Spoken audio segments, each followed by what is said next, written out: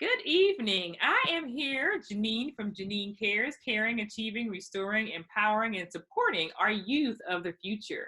I've been interviewing legacy leaders around the state, around the country, and I have appreciated the referrals that have come through my sorority sisters. And so Soror Gales was one who recommended our guest today, and I can't wait to let her introduce herself and share some of her accomplishments, one of which I'm trying to work on is earning a doctorate at George Washington University. So congratulations to you on earning your Thank doctorate. you.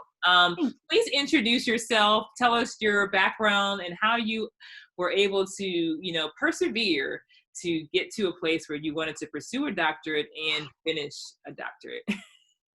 Oh, well, thank you. And thank you for having me, Jeneen. It's been a pleasure to be connected to you. And I feel really honored to have this opportunity to just talk about my path to where I am now. I am Dr. Zainab Okolo. I'm still getting used to saying that.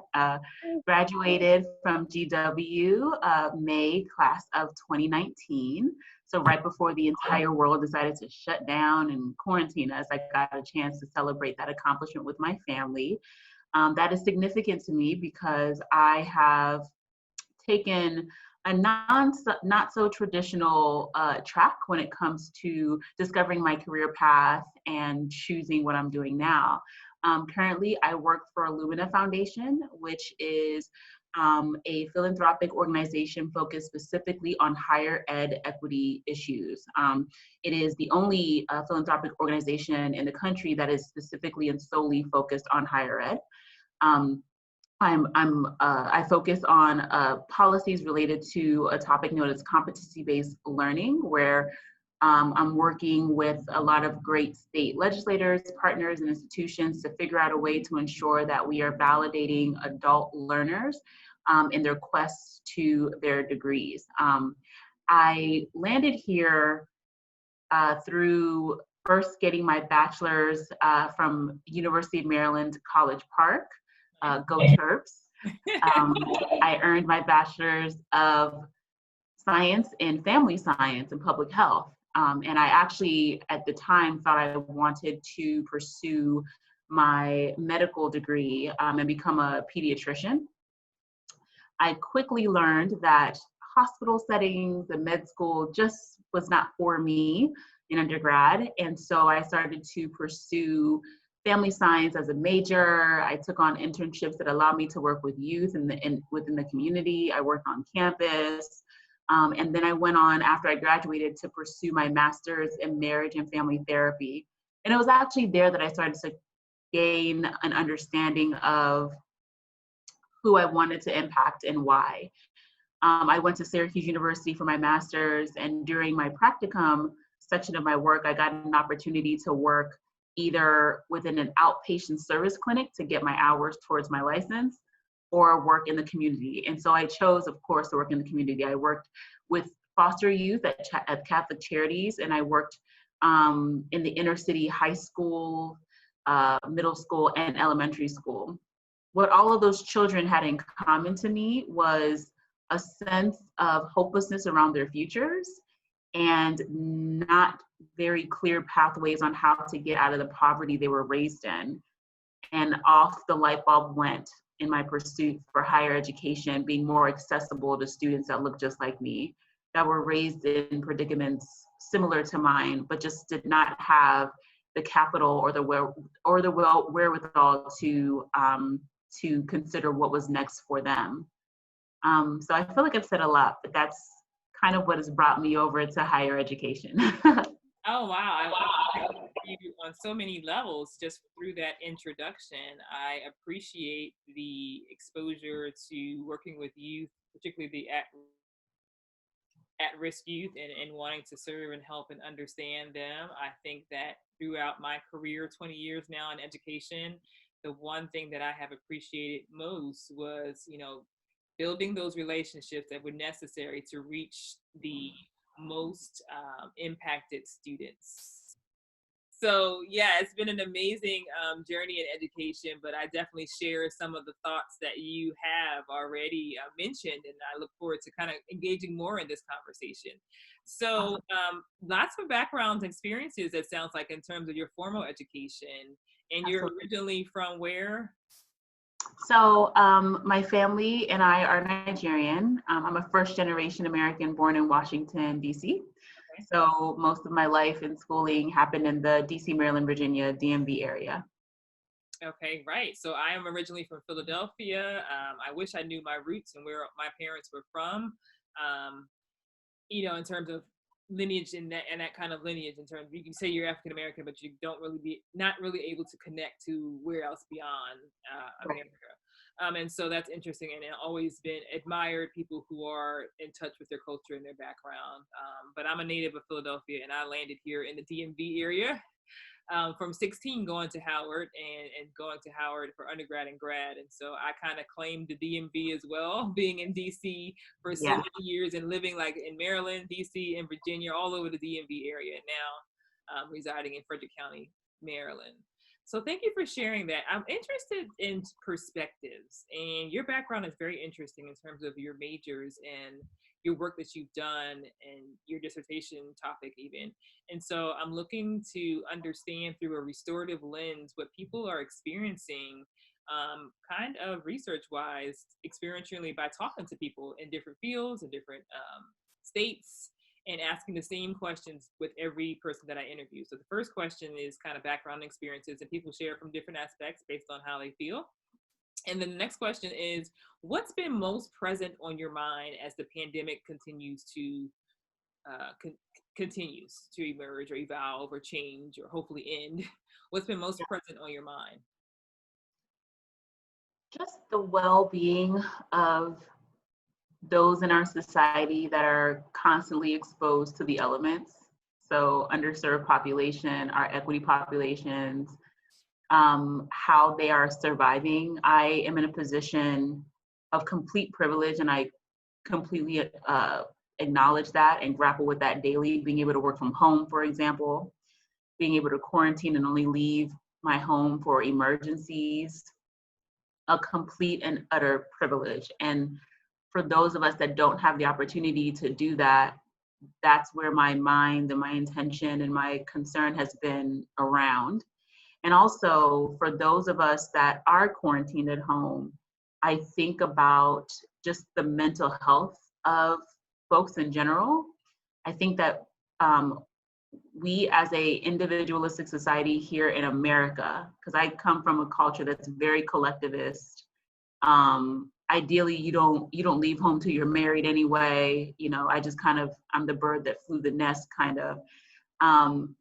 This idea of independence in America has been radicalized, and now we're having to socially isolate, and you're seeing people break all sorts of rules and put their health at risk just to connect with other people. So my mind goes to number one, the work or the lack of inner work people have done, because we keep ourselves so busy. We don't know how to spend time with ourselves.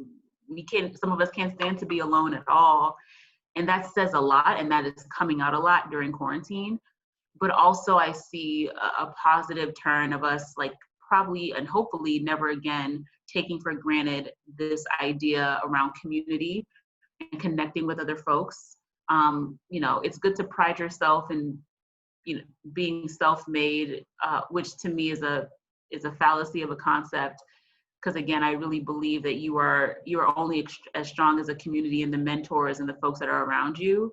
But being self-made, being able to stand on your own, that's all fine and dandy. But when it comes down to it, we do need each other. And so hopefully this is a value that remains engrafted in our culture moving forward, and we could cherish our times together a little bit more. Because if COVID-19, if 2020 has taught us anything, is that there's no such thing as permanency. The only thing that's permanent is change, and you better take an opportunity to enjoy what you have while you have it. Oh, absolutely. Wow. I think of all the P words that you just mentioned, starting with the privilege. That's an interesting way to look at things. I mean, you think about the fact that, yes, we can work from home. Yes, we have the food that we need. Yes, we can get what we don't need or don't have still, right? And so, yeah, that does sense a sense of privilege for a lot of people, and then there's the other side of that for those people who don't have those advantages that we have. And so that does weigh heavy on you, and you want to see what you can do to help others, and you appreciate what you have, and you really really really appreciate what you have even more as the crisis continues, and you watch all the inequities that are emerging, and see all the things. And then you talked about personality types, and I looking at my friend group, and I have quite a bit of friends and associates and colleagues that I can interact with still, another privilege, right? And I think about the different personality types that I'm seeing. And so those that are introverts, and those that are extroverts, and those that are omniverts can go both ways. And so it's been interesting to watch how people respond. Those who are loving the stillness and those who are craving the connections have been really interesting. And I kind of walk both sides of it, because I think that like restorative practices, where we learn about the social discipline window and have like punitive, restorative, neglectful, and permissive style people or practitioners, people can fluctuate within that social discipline window, and be in any one of those boxes at any point during this time. For me, myself, I'm sure I've been the punitive mom, right? When I'm just frustrated and I'm yelling. I'm sure that I've been the neglectful mom when I'm like, you know what? It's all about me. It's self-care for me right now. Close my door, ask somebody else for some help. I've been the permissive, where I've done things like helped with homework a little, more with my child. And then I've been the restorative, where I've encouraged everyone to, let's get together, let's talk about it, let's reflect on what we're doing, let's set a plan, let's do some goal setting. And so I just, in a nutshell, taught you what the restorative social discipline window was through my experiences. Always a teachable moment. But I appreciate hearing your perspectives about personalities. And then you talked last about the people. And that's really what it is about. And understanding, my message has been one community together strong, and making sure that we connect with everyone. Right now in the world, we're seeing a lot of activity with looking at the Black Lives Matter, and we're looking at the people who are of African American or Black or brown or minority, and how they're responding, and we're looking at the ones that are not and how they're responding. And so it's been an interesting timeline experience, I say, because I do have social media, and so my timelines have been almost emotionally charged for the last month or so. So I definitely can understand what you mean by just the connections and the people. So thank you so much for your reflection. When I think of restorative practices, I think, reflection, and that's really important. And all that we do, I try to kind of always assess, what did I do well, and what can I do better to continue to grow and learn. And so as you think about all that you have on your mind, what's really been the hardest thing for you? So I'm not unlike anybody else. I totally miss my routines. I totally had to sit with myself in ways that I haven't had to sit with myself in a very long time. And you are a mother, partner, you're working full time, and you're pursuing your doctorate. So I think I've gotten used to just the hustle and bustle of daily life. And I remember right before this happened, like in February, I remember coming into my apartment and thinking to myself, man, I really need to figure out a way to stay home and like take in this space. I just moved to Indiana, and most of my time was spent outside of the home, either at work or doing some community service or even at the local gym. And I'm like, I need to slow myself down. And I guess the Lord heard me, because now I've had nothing but time and opportunity to really get to know my space and cultivate exactly what I have been missing. But in the midst of that, I miss being able to just go see a friend without thinking twice about it, or go catch a show, go catch a movie, see my family. Most importantly, these are things that I've had to really proactively think about the positive side of all of this. And for example, being able to still talk to my mother and my grandmother and my best friend. Thank God for FaceTime, just grateful for those opportunities. Thank God I have people to miss. Again, going back to the privilege discussion, not everybody has that, or the people that they would miss are no longer with us. And so just trying to cherish and not whine too much. Yeah, in our restorative settings, a lot of the activators and some of our summarizers that I do in my professional learning is that aha and that appreciation. So it's pretty much what you've done. You just kind of shared your aha is, I can exist in my own space and enjoy it and make the best of it. And you appreciate all the life and living around you through your friends and family a lot more. So thank you. So the next question, we have a lot of restrictions, and so the control has been something that has been difficult to manage for some people, or the lack of control that we have in the restrictions. And so when you think about that, what is something that you're doing that is positive and in your control that helps you stay motivated? So what's interesting is I was watching the news this morning, and there's a statistic floating around that movement, exercise, and activity has gone down 34 to 40% across whoever they polled. I've decided to make sure that it is for me, at least, it has increased because I've been mindful about getting up in the morning, going for a walk, doing like a YouTube exercise video, anything to get me moving and sweating and using my lungs and raising my natural feel-good hormones, because I can feel it now when I don't feel good, and when they are not elevated, it comes out in my mood, in my ability or my inability to focus on work. Whereas, in regular times, I could just kind of move through the day, like you're kind of on autopilot. You're not really checking in with yourself. I have nothing but time and space to check in with myself now. And I don't like how I feel when I don't get in some exercise. So that's one positive thing. And then also being very intentional with rest and some like wind down rituals. I, like everybody else, has been experiencing just a weird sleep cycle. I don't even know if I can call it that, but like since March, my sleep that used to be like clockwork is not so much that way. Like I'll wake up at odd hours of the night. And so I had to be really intentional about creating a routine for myself so that I can prepare my mind and my body to just rest. Because I have more time with myself during the day, I can now, instead of worrying about things at night, or using my rest time to try to prep for the morning, just kind of actively telling myself, hey, you'll have all the time in the world to do that tomorrow, uninterrupted time to figure that out tomorrow. So why don't you use this time that you have right now to just rest? And I have found that works.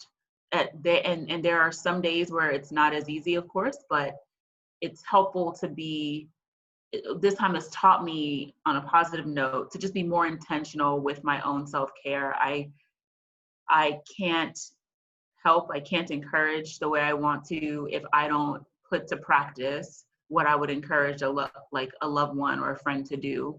So those are a few.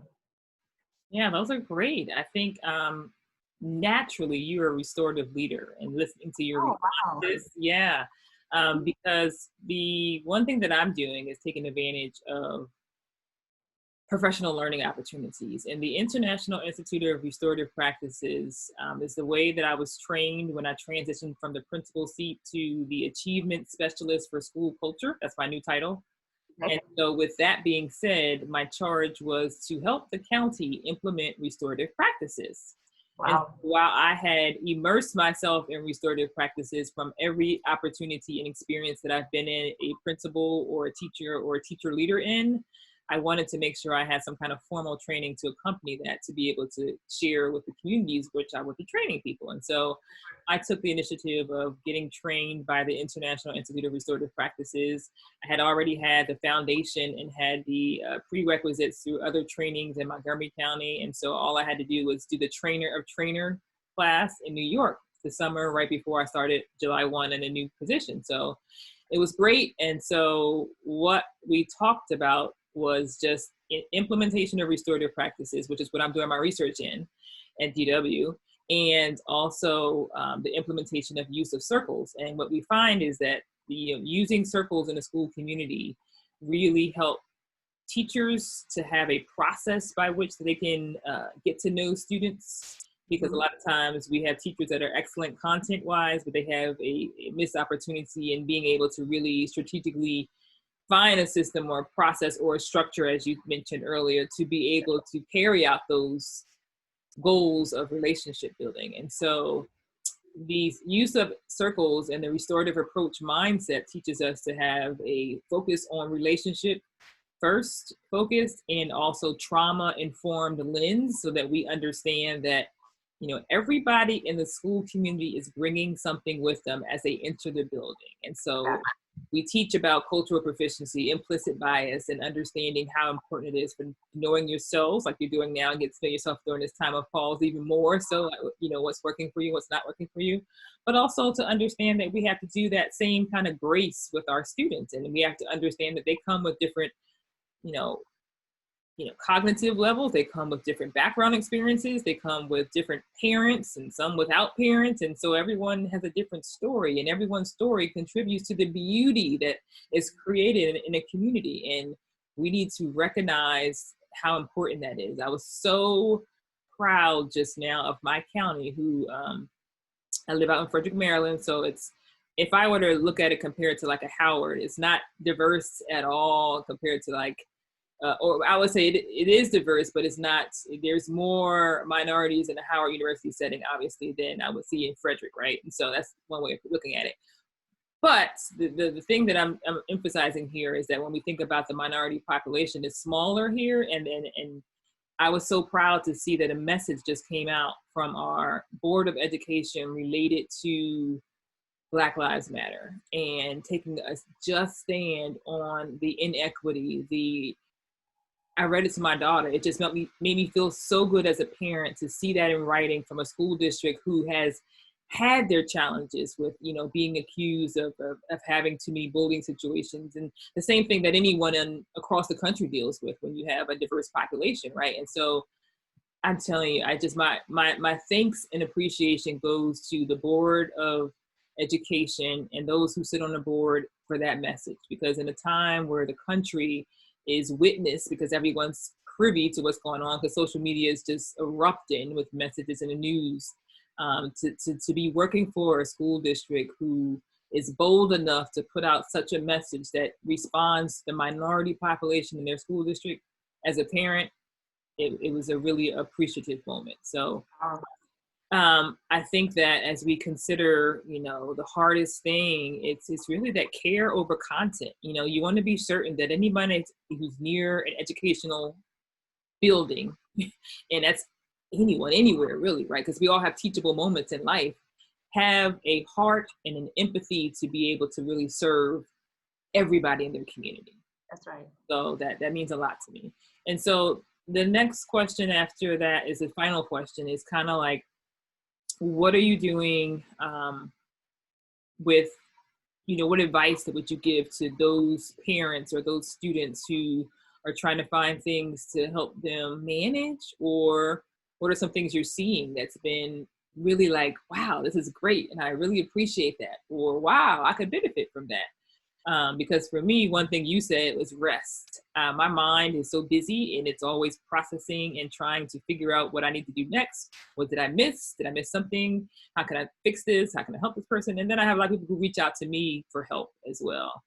And so rest is something that I need to do more of, because we know that if we don't give our body its rest, it will give it to us, make us rest at some point. And so I think that's something that I heard you say, and I need to really be intentional about. One of the restorative practices training, they talk about the relational ladder and how important structure is in nurturing. And with the structure, that's those routines you talked about. But with the nurturing, it's really like loving yourself and giving yourself that self-care, giving yourself that pace of grace in work and family and community, to make sure that, you know, you have a to-do list of 5 things, and maybe the 5th one doesn't get accomplished. And so that's important. So what advice do you have for parents and for students? Yeah. So all of your points completely resonate with me. So first, I want to highlight again the importance of rest. I think that sometimes when we think about rest, when we talk about rest, we think about sleep.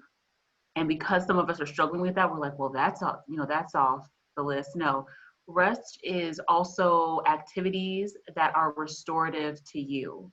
And so, for example, as a fellow busy minder that's always thinking about something, I see my friend back there.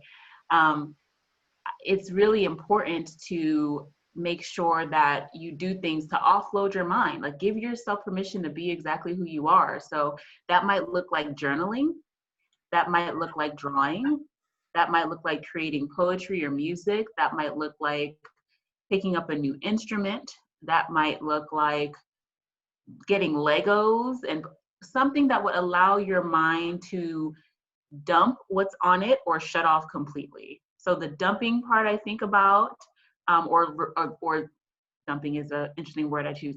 A release activity would be journaling, any sort of artistic expression, right? Yes. And then the more mind shutting off pieces, I think about things that are tactile, like playing with clay or Legos or adult coloring, just something to give your mind some ease. You will find that a lot of times if you have a racing mind, anxiety related, and you can't go to sleep because your mind is racing, sometimes reading and writing will help you get rid of that. You can find yourself falling asleep to that. Also, now we have technology to help us with different apps that will allow you to just kind of, again, get in contact with your cerebral and kind of slow down your own rhythms to get you into a place of rest and relaxation. But it doesn't always have to be sleep. I would also say to be more mindful in this time of three main things: your thoughts, what you're saying to yourself, so how you're interpreting and then calling out your thoughts, and then some of your relational activities. So I'll start backwards. Just because we're isolated or quarantining right now doesn't mean you have to be isolated. So giving yourself permission to stop work during the day, engage with your children if you have them in the house.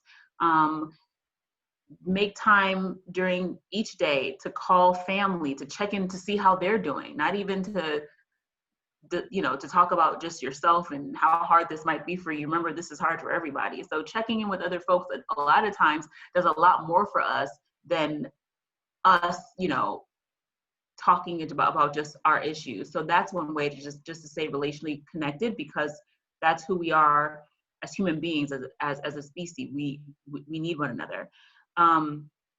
Watching your thoughts is really important, because the mind is such an interesting place. I remember a friend told me, if you're by yourself and you're getting angry at somebody that isn't there with you because you're thinking up of a past argument or something they did, that is called an attack. Move away from the thought, switch your thoughts. I think about the scripture in the Bible that says, whatever is pure, whatever is lovely, if there's anything of good report, think about that. Like, how simple is that word, but how hard is that for us to enact? But really make it a daily practice, beyond just being grateful, of just thinking about stuff that brings your heart joy, that makes your heart skip, thinking about those things actively. And that's not to say that you don't have to think about complex or hard things, because again, life is happening around us, but at least carve out some time for you to engage in thoughts that are positive. And then of course, watch what you say to yourself. There are many, many studies with rice, with plants, that completely thrive in the presence of somebody that has been speaking life directly to that plant. Rice and water that will mold because you told it that it was hated. Like, this is things that we consider inanimate objects. Imagine what's happening to your body and to your living vessels when you are talking against yourself, telling yourself like this is never going to change, worrying yourself sick about becoming sick. We have to be very mindful of that. Be mindful of what you are saying to yourself. You don't want to cast or declare anything over yourself that you don't want to walk out. So only declare, use your mouth to declare, not to describe what's happening around you. Say what it is you want to see. And I think the final thing is to feel free to dream a new dream. The one thing that we know is that things have to change. So they might not go back to what we considered or deemed normal a couple of months ago or last year, but without a doubt, I don't know how, I don't know when, this is not going to last forever, because it can't. Things come to go, things come to pass. So in the meantime, while we have this opportunity to pause and think, don't be afraid to think about, okay, what is it that I want with life? Or am I truly happy in the situations that I have found myself in? Anything that you are experiencing, you have had a hand in thinking yourself there. And so now you can have a hand in creating the life, the experiences that you want, the way in which you hope to invest your time once outside opens back up. How will you be more diligent? If you were given a check of, unlimited time and resources, once everything opens back up, how will you direct that? What is your dream for the end of this year? Do you want to still accomplish those things? But before we can talk about that, have you even declared what it is you want to accomplish by the end of this year? We're in June now, we're halfway through. And as we know, with the way time is flying, we'll blink and it'll be July like tomorrow. So you have an opportunity to really just kind of reassess what's not worked for you, what has worked, and what you want to continue. So take advantage of it, because I don't hope this happens again, but I don't know that we will have the kind of linchpin points all happening at one time again in our lifetime. So let's try to use it the best that we can. Absolutely. A lot of good points there, a lot of good strategies and information. I know that I feel like, the transition from the principal seat, which was very, very busy and very, very, intense mentally and physically, and going into central office where I announced I finally get a lunch break, an hour. For me was a big deal, because in my 19 years of education prior to that, I really didn't take time for eating lunch, really. And so that has been a point of intentionality in terms of making sure I take the time to do that. And so I appreciate hearing your strategies that you just mentioned with respect to taking care of yourself, and reflecting is really what you talked about, more reflecting and goal setting as well, as what I heard. So thank you for your time. I don't know if you have any closing messages, maybe for like students, and I think both what you just said kind of goes to both, but if you have any messages for the class of 2020, particularly, whether it's graduate school or high school, people that had just finished something and they were looking forward to celebrating them, and they still should be celebrating, but any thoughts for them?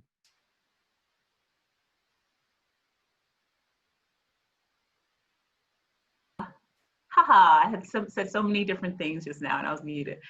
Class of 2020, congratulations, you did it. I wish for you that you find within yourself, within your circle, within your support systems, to still celebrate what has been a significant accomplishment, and what a unique opportunity and time to be a class that is going through not only a pandemic, but if you're going from high school to college, just a transformation of how we are even doing learning and doing school, with most of our institutions going completely online. Brace yourself, but think about this. I don't know of another generation or class that could handle an online environment as well and with as much savvy as you all have. So you have everything it takes to still be just as successful if everything was normal. And like I mentioned earlier, this too shall pass. So make sure that the beginning of your freshman year, keep dreaming your dreams. Keep thinking about what it is you want to be when you grow up, the impact that you hope to make. There are so many causes to get behind right now, so many worthy opportunities to serve your fellow man. So take the time to sit with yourself, sketch out what your talents are, and sketch out how you want to use them. And I pray and hope that this upcoming year, both the rest of the months that we have left and 2021, because that's where my head is already at, is your best year yet despite all that has happened. Congratulations. Awesome. That was a beautiful message to the class of 2020. I want to shout out my class of 2020 baby girl at Tuscarora High School. Visionary leaders in the class of 2020. We love you. Visionary leaders, we love you. Born near 9/11, the world was in shock then. You are hating COVID, but you are loving TikTok. And we applaud all that you are doing, all that we know that you will do as resilient, visionary leaders of the class of 2020. So thank you for your time. Thank you for your inspiration. Thank you for pouring into me, because I can share with our public that I have called on this sister to help me out and to motivate me. One of my interviews I had with Dr. Xavier Bruce, and he talked about how he had to motivate himself. But this sister, she poured into me. She's like, you're the problem. I need you to get it together. And I love it. I love that energy, and I know that I can and I will. And so I'm getting my my things aligned in my life that will, you know, make sure that I have the right systems and structures internally and externally. You mentioned about, you know, the self-talk, and sometimes it's not just your self-talk, and maybe it's others who talk and are not motivational. And so it's important, again, to also Craft 2020, align yourself with the people in your circle that are, you know, doing better than you, the people that have what you want to obtain, the people that pour into you and not drain you. And so those things are really, really important. Protect your peace and motivate yourself, and do great things. And so I'll leave you with my motto that I had as a principal at Ballinger Creek Middle School and Frederick County Public Schools. It was lead, leadership, empathy, achievement, and determination. That lead quote resonates with me in my mind for some obstacles. And one time I had the challenge of saying, you know, what else could I do? And the person responded, lead. Okay, so that was a sour, a salty moment, as Dr. Michelle Obama says, for me, because in all that I do, I'm leading, I think. And so to hear an opinion as such of, you know, you should lead, it's kind of, you know, degrading in a sense. And so that motivated me, because sometimes some of the toughest feedback allows you to be inspired to do even better, right? And so my new motto continues to be lead, so that I never forget that salty moment. And then when I get to that shiny moment, I'm still going to be leading. And so my new lead is learn. It is empower others around you and get empowered from others around you. So make sure you have somebody who has a intestinal fortitude around you, so that you have the intestinal fortitude for yourself to keep going no matter what anyone else tells you that you can or cannot do. So lead is learn all that you can. You see, the two of us are in pursuit, one of a doctorate and one in completion of a doctorate. And empower yourself, empower others, and then act. You have to, time is now to act, to show up and do something creative. Do that thing that you've always been dreaming of that you haven't tried. Make an action plan as you're acting, because we know that strategic planning is important. Acting without, you know, doing without really thinking about what you're doing doesn't really result in much. You have to have a goal. You have to know how you can get to that goal. So action planning and goal setting is important. And then the final one is, as you just said, dream. And I want you to dream big. And so thank you for your time this evening. I really appreciate hearing from you. I'm glad we're connected. And thank you, Soror Gales, again, for connecting the two of us. She definitely is going to be a mentor of mine, even though I'm older than her. And so it matters not, you know, kind of where you get your roots from, as long as you connect with those people who have what you want to be at, and connect yourself with the right people at the right time. And I thank God for all the blessings and all the people who have come into my life at the right time to help me continue to get to where I want to be in life. And so, and all those along the way who have inspired me to continue to go where and all the non-example, the closed doors too, because I grow from everything. The motivation is just coming from every direction, and my positivity comes from my strength and my belief in God and my faith. And so thank you for your time this evening. I appreciate it. I'm sure we'll be in touch, and I'll talk to you. Remember to subscribe to my YouTube channel, Jeneen C.A.R.E.S, Jeneen C.A.R.E.S. Subscribe, watch the videos, share the videos. Right now, I think we're about 20 videos of phenomenal legacy leaders around the world doing great things, and I will continue to add more. So have a great evening, and thank you for your time.